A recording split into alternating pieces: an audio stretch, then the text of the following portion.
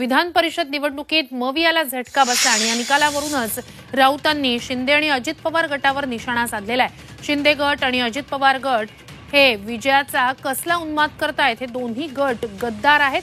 गद्दारांना निवडून आणण्यासाठी ही निवडणूक होती, त्यात आश्चर्य काय असा निशाणा राऊतांनी साधला। विधान परिषद निवडणुकीवरून संजय राऊतांनी शिंदे गट आणि अजित पवार गटावर निशाणा साधलेला आहे। गद्दारांना निवडून आणण्यासाठी असलेली किंवा आखलेली ही निवडणूक होती असं संजय राऊतांनी म्हटलं।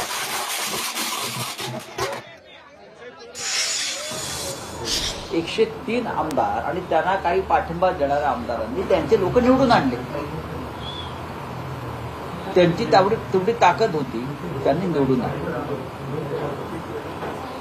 शिंदे गट आणि अजित पवार गट हे विजयाचा कसला एवढा उन्माद करतायत?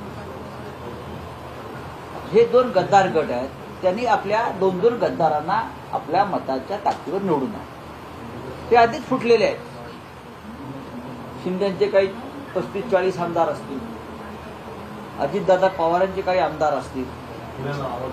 गद्दारांना निवडून आणण्यासाठी घेतलेली ही निवडणूक होती, ती झाली निवडणूक।